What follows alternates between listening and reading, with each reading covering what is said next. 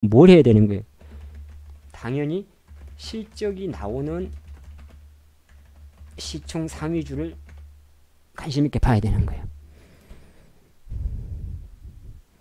왜냐하면 이거는 기관 자금이기 때문에 모멘텀론으로 주가를 올리질 않아요.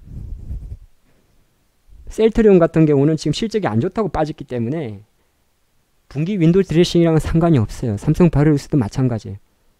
계속적으로 검찰 이슈가 있으니까.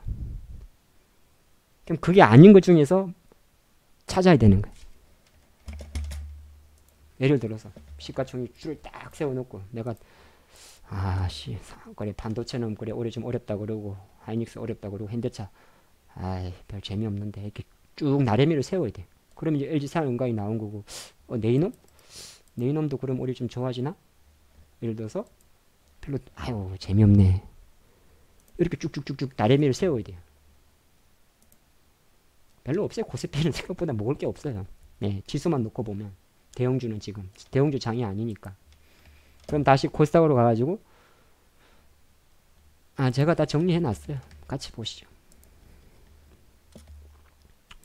여기서부터 요까지가 이제 코스닥인데, 그럼 냉정하게 혼자 생각을 해요. 셀트리 헬스케어가 실적이 좋은가, 분기 윈도우시에 들어오겠는가. X죠. 이게 주가 빠진 이유가 실적 안 좋아서 빠졌으니까 네, X죠. 신라제는 기내 만에 신라제는 뭐 적자 기업이니까 실적이랑 상관이 없으니까 볼 필요 없죠. 그럼 CJENM 같은 경우가 좀 들어오겠죠. CJENM은 들어오잖아. 근데 이거는 이제 시세 변동성이 2, 3%밖에 안 되니까 그냥 여러 가지 생각을 해야 되죠.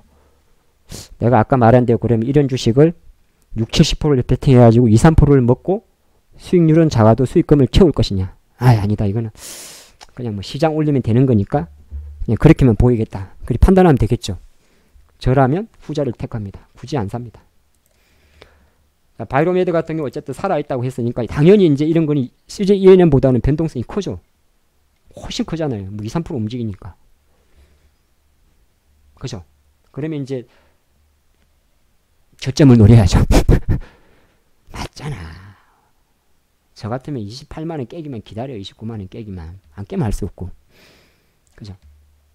포스코 캠텍 같은 경우는 뭐 여전히 약간 차트는 조금 안 좋은 차트인데 60일선하고 21선 사이에 있으니까 당연히 빠지면 매수죠. 빠지면 매수잖아. 대형주를 보는 거하고 개별주를 보는 거하고는 차트도 조금 달라요. 그거는 이제 수급이 시장에 들어오는 돈이 다르기 때문에 그러죠. 자, HLB 같은 경우는 바이오죠. 바이오는 이제 실적이랑 상관이 없으니까 그냥 바이오랑 같이 보면 되죠. 아피타닌. 메디톡스 같은 애들은 메디톡스, 휴젤 이런 친구들은 들어와요. 왜? 아시겠습니다. 보톡스 회사들은 적자가 없어요. 보톡스 회사가 만약에 적자다 상폐시켜야 돼요. 네, 상폐시켜야 돼요. 말이 안 되는 거예요. 얘들이 뭐 임상을 개발하고 하는 게 아니기 때문에 얘네들은 바이오의 제조라고 보면 되기 때문에 얘네들은 실적이 안 나오면 안 돼요.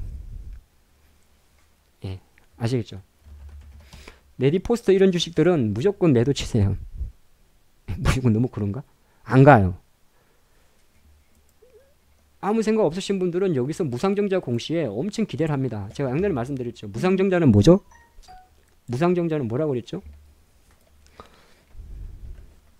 무상증자는 악재입니다. 단기적으로는 반짝 움직이는 성향이 있어요. 왜 움직이죠? 공짜로 주식을 준다니까. 그런데 한마디 생각해 보세요. 기업 가치는 제대로인데 주식 수가 늘어나는 거 아니야? 주식 수가 늘어나는 거 아니야? 기업은 그대로인데 주식 수가 늘어나. 그럼 뭐예요? 파이가 작아지잖아요. 회사가 하루에 1년에 100억을 먹었어요. 100억을 버는데 주주가 10명 있었어요. 10명. 그럼 이 주주가 인당 10억씩 가져갔어요. 그건 사업하시는 분도 아시죠. 근데 회사는 100억인데 주식이 20명으로 늘었어요. 그럼 주주들이 5억씩 밖에 못 가져가잖아요. 이걸 우리는 회계학적으로 EPS라고 이야기하죠. 주당 순이익. 반토막 나버리죠. 특히나 주가가 악재인 한 가지 기억을 하세요. 주가가 악재인 구간에 메디포스트처럼 악재인 구간에 무상을 때리면은 무조건 빠져나올 기회로 쓰세요. 개수작이에요. 그냥 다 적어두세요. 주가가 고공행진을 달릴 때 무상을 때립니다. 국가가 캔슬을 갔던 주식들 주가 바이오 작업해가지고 작업을 딱 해가지고 고가권에서 무정을 때리면 한 가지 이면 배워도 여러분들은 평생 먹고 살아요. 안 당해요. 주가가 작업을 해서 캔슬을 당연히 작업이죠. 바이오 주니까 무상증자 딱 때리면 뭐? 트는 겁니다. 엑시 신호. 그래서 욕심내지 말고 무상증자 이슈 나올 때부터 틀어버려야 됩니다. 왜? 주식수를 배수를 늘려가지고 애들이 털기 위해서 무상을 때리는 거예요. 결정적인 다 내려옵니다. 무상증자 때리면. 반대로 바닥권에서 갑자기 무상증자를 때린다. 그러면은 용 쓰는 겁니다. 주가 방어하려고. 그걸 거꾸로 해석하면 그 반짝 구간에 나와야 됩니다. 내가 실수로 내가 좋아서 갖고 있다가 생각하지 못한 악재가 터졌어요. 메디포스트가. 관리 종목으로 또 이제 바이오 특례로 간다 그래서 빠졌어. 근데 그 회사 갑자기 7만원 내려갈 주가는 아니에요. 메디포스트가 그러면 얘네들이 흑자 회사입니까? 아니잖아. 뻔히 아는 거 아니에요. 줄기세포 파는데. 근데 갑자기 그런 이슈 때문에 빠졌어. 근데 그걸 살리기 위해서 무정을 때리네? 고맙습니다 하고 나와야 돼요. 왜? 회사는 같이 이런 게 들어오면 악성 물량 때문에 나중에는 이 괜히 파리들이 끼어가지고 주가가 안 내려갈 7만원을 만들어버립니다. 하나 배웠어요. 제가 분명히 가르쳐 드렸어요. 주가 고공행진에서 작업을 해가지고 무정을 때리면 이 자식들 지들 물량 틀려고 그러는구나. 그렇게 생각하고 내려갔을 때 훅 빠졌는데 자사주 매입이나 이상한 무정을 때린다고 우리 개인들이 혹할 만한 걸 때린다고 그러면은 개수작 부리지 마라 그러면서 반등씩 나오세요. 기업들이 주가를 방어해야 될 때는 여러 가지 이슈가 있습니다. 대주주가 은행에서 돈을 빌렸다든지 사실 그런 게 제일 커요. 주가가 빠지는데 갑자기 대주주 자사주 매입 공시 나오고 그런 거 하잖아요. 갑자기 자사주 매수하고 그러잖아요. 99% 빠지면 안 되는 이유가 있습니다. 빠지면 안 되는 이유는 뭐예요? 주인이 바뀌기 때문에.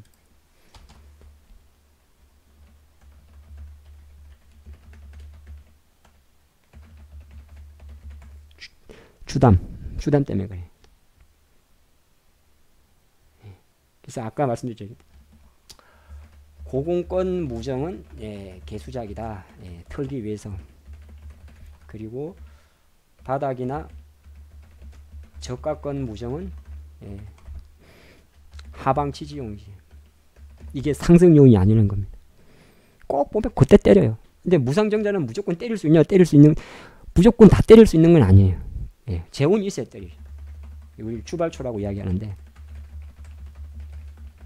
재원 내에서만 때릴 수가 있는데 그건 이제 재원은 사실 웬만하면 다 생겨요. 왜? 우리나라는 액면가 이하 바람이 없거든요. 이상한 나라, 이상한 주식시장을 재원인데 우리나라는 주식을 발행할 때 액면가 이하 발행이 없어요. 500원짜리 없어서 가지고 이 발행가하고 액면가의 차액을 우리는 주식 발행 초과급이라고 그러거든요. 그래서 웬만하면 애들이 유상증자나 수증자를 하는 애들은 무상증자를 다 때릴 수 있어요. 이 재원에서 하는 거기 때문에 액면가 이해 발행이 없으니까 무슨 말인지 모르시면 안 되는데 메디포스트 500원짜리잖아요. 얘네들이 유상증자를 하든 뭘 하든 CB를 찍든 BW를 찍든 공모를 하든 500m로는 발행이 안 된다고. 제도적으로 그리 만들어놨어. 그것도 잘못된 거라 저는 생각을 해요. 그래서 주발초라는 게 생겨요. 주발초. 이 주발초를 재원으로 해서 할 수 있는 게 무상증자예요. 무정은 사실 웬만하면 다 때릴 수 있어요. 이만큼 차익이, 이 차익은 사실 기업들이 배당으로 쓸 수 있는 자금이 아니라서 못 빠져나가요. 그렇게 딱 룰을 정해놨죠. 이 차익을 다 빼먹으면 회사 껍데기 되는데, 거기서 때리는 거예요. 그래서 잠깐 좀 장을 두고 이야기했는데, 미국은 미국이에요, 이제는 여러분. 아시겠죠?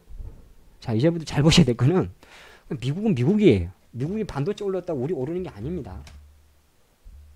미국이 필라델피아 반도체 지수는 다 올라도 우리나라 장이 오르는 게 아니에요. 우리나라가 오르려면 하이닉스, 삼성전자 오르려면 같은 업종이 올라야 돼요. 같은 업종인데 마이크론 테크놀로지 이런 게 올라야 돼. 최근에 엔비디아 이런 거 날아가는 거하고 우리나라하고는 약간 별개로 봐야 돼요.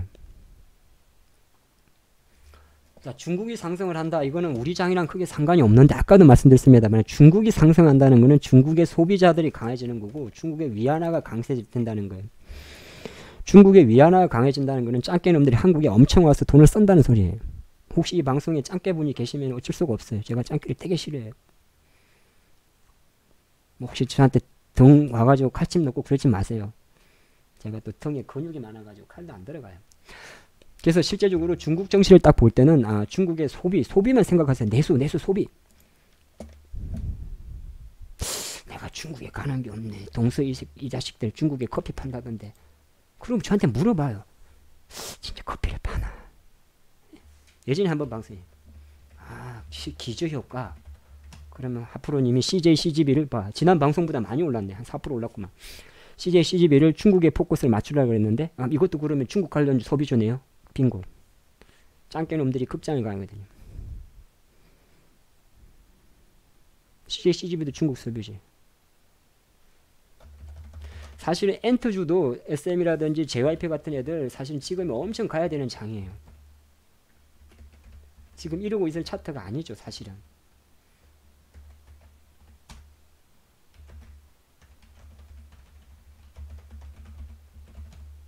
네? 이러고 있을 차트가 아니죠. 지금 얘들도 어찌 보면 하려고 중국인데 왜 못 가는지는 여러분들이 아시는 거죠.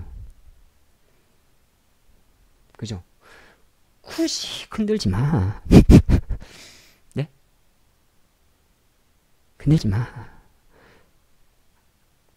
내가 이 낙주매매는요, 이 하락극 주식의 기본인데 차트가 이렇게 내려온 거하고 같은 위치라도 이렇게 내려온 건 하늘과 땅 차이예요. 이렇게 내려오면 무조건 올라야 되잖아요. 근데 이렇게 내려오면 이렇게 올라도 돼요. 각도가 너무 빠르잖아. 이거 먹으려고 하는 거는 별로 안 좋은 패턴이에요. 아까 말씀드렸듯이 항상 내가 주식을 살 때는 처음 딱 살 때 내가 몰빵할 수 있는지를 먼저 생각해야 돼. 몰빵했을 경우 주식을 몰빵한다는 건 뭐죠? 여러분들 주식을 몰빵해. 신용 풀 땡기고 스탁론 레버리지만 집 전세 담보 다 받아. 몰빵할 수 있다는 건 뭐예요? 몰빵할 땐 작은 거 없어요.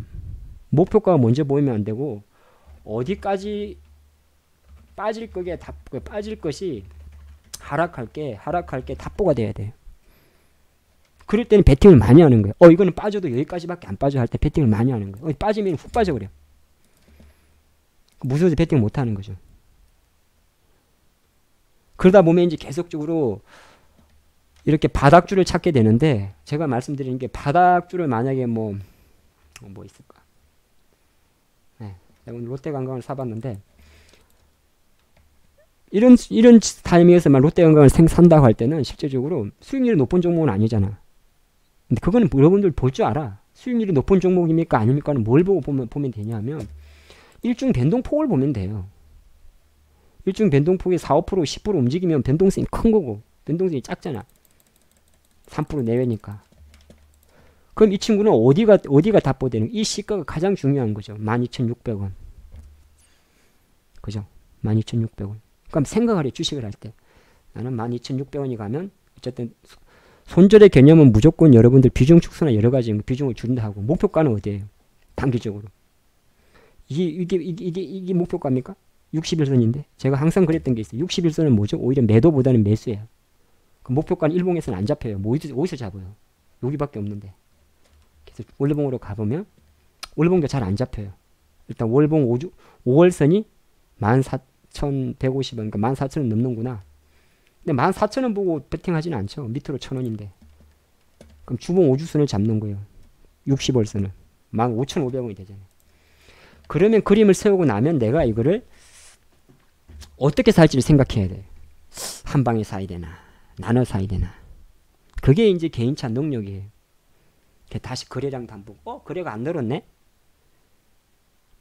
앞으로님 말이 항상 주가를 상승할 때 거래량이 조정봉보다 늘어야 된다 그러던데 거래가 안 늘었네? 그래? 말이 이렇게 방정 맞냐? 그럼 나는 10주 중에 4주만 사야겠어.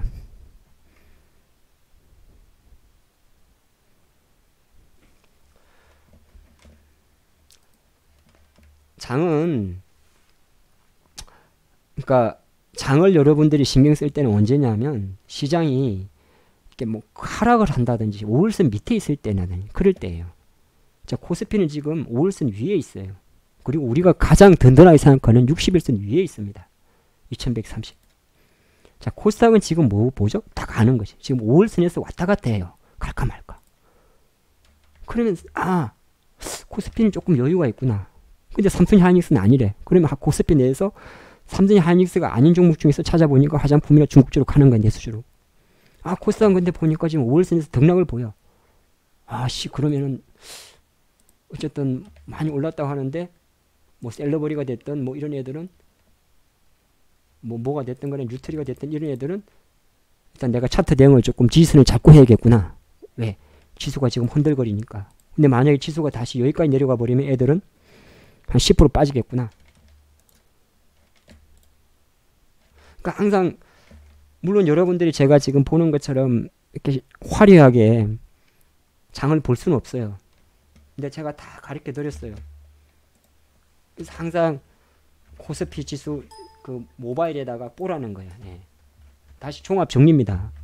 코스피 코스닥 지수, 코스피 코스닥 지수. 네? 일본은 볼 거 없어. 중국 지수, 중국 지수 딱 넣어놓고, 네? 그리고 가심 종목 1에다가 대장주들 하나씩 넣어놓고, 쫙 넣어놓고, 그리고 이제 이렇게 정리를 해놔야 되죠. 바이오, 제약, 뭐 IT 이렇게. 그래 놓고 이제 그 중에서 이제 계속 움직이는 거예요. 네, 움직이고. 제가 무방을 운영하다 보면 일부러 제 논리가 무방에다 수익률이 두 자릿수 주면은 유방 해본 분들한테 돌 맞아요. 진짜요? 무료는 제가 일부러 길게 안 가져가요. 길게 안 가져가도 여러분들이 딱 봐가지고 항상 배워야 돼요. 이 사람이 언제 사고 언제 파는지를 계속 보고, 만약에 비즈니스 오늘 매매를 했어. 잠깐 매매했는데 추세가 살아있고 그 사람이 배운 그대로라면 갖고 있으면서 계속 공부를 해야 돼요.